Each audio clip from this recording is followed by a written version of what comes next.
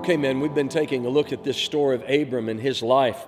And we ended up last week in Genesis chapter 13. And we ended up on that whole aspect of Abram. One of the reasons he became the great man of God and heard from God, one of the reasons was that he didn't get caught up in strife. And there was strife between his flocks and his nephew's flocks had increased a lot, his nephew. And the herdsmen started getting into strife. And Abram dealt with that whole thing. And part of the thing we looked at last week was the fact that Abram did not get caught up. If I could say it this way, he kept that strife on the outside rather than letting that strife get on the inside of him.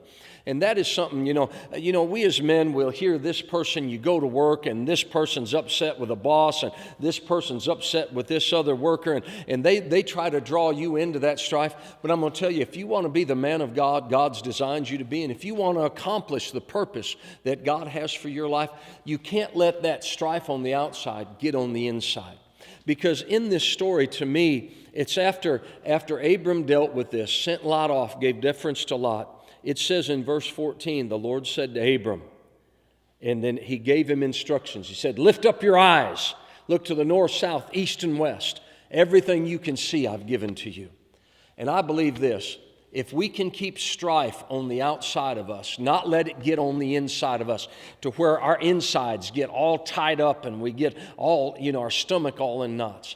I believe if we can keep that strife on the outside, then we put ourselves in a position where we can hear the voice of God, hear the instructions of God, and God can push us forward in His purposes and plans for our lives.